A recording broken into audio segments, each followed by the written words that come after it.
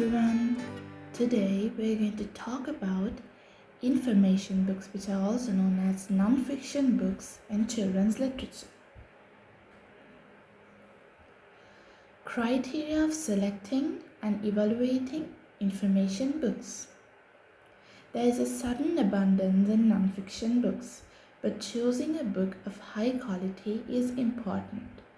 Sharon Ruth Gill, who is an early childhood and elementary education professor, suggests looking for books which contains many of the features of the textbooks, but with more of an emphasis on visual elements to convey information.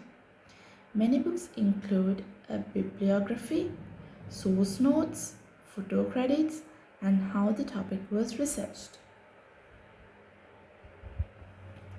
She warned of books which mix fiction with non-fiction. She believed authors include fictional characters to interest young readers, but may distort the fact in the process or confuse the students about which part is fictional.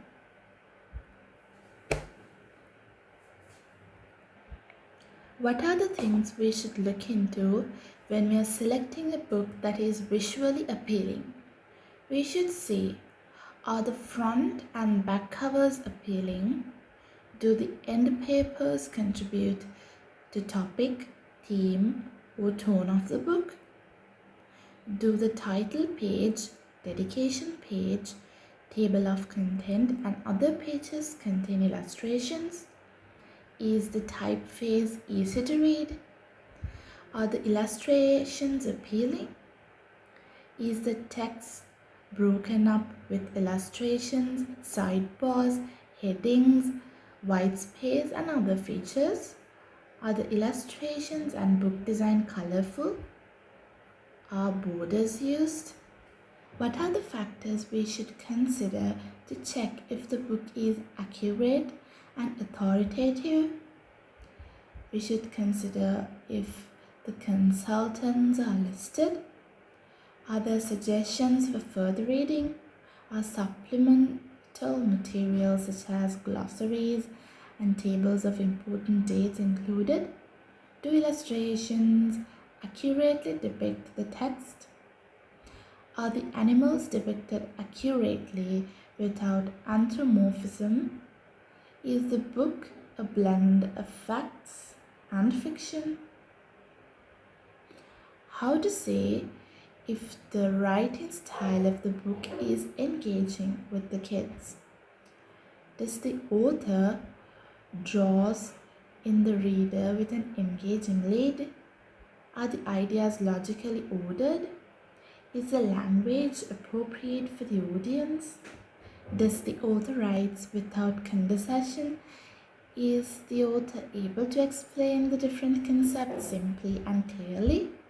Does the author use an appropriate tone? Are there interactive elements that help to involve the reader?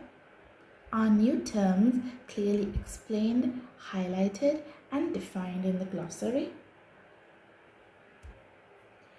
Now let's see few benefits of reading non-fiction books, also known as information books.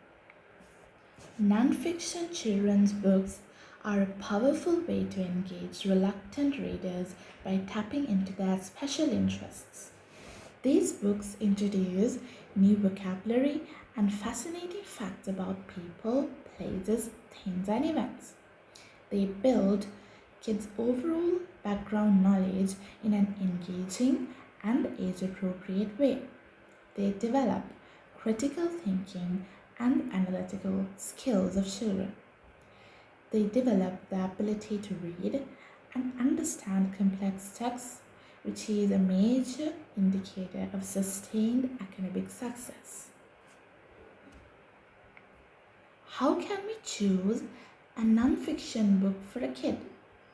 We should consider these factors when we are choosing non-fiction books for kids.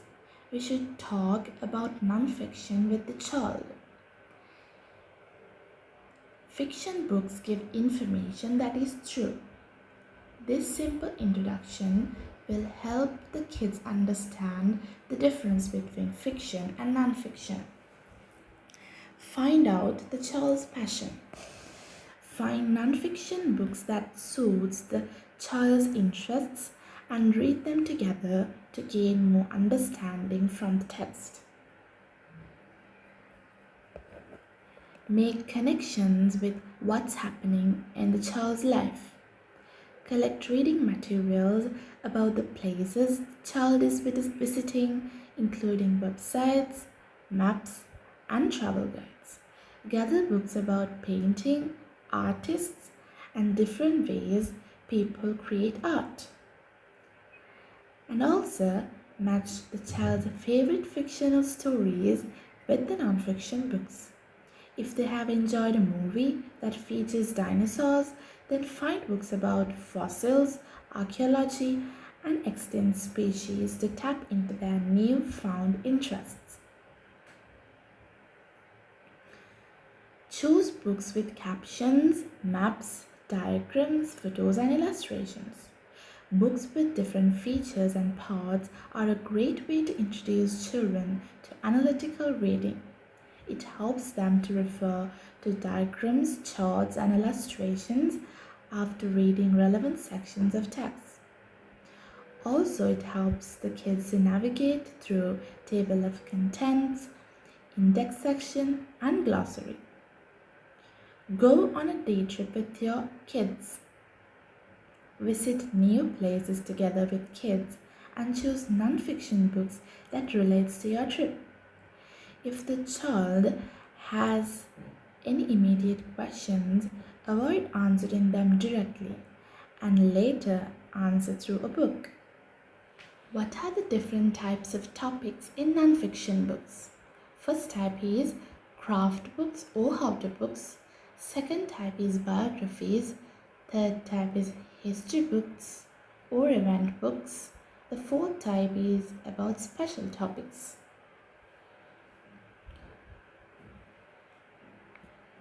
Craft or how-to books. Children love to do all kinds of things and want to learn to do them.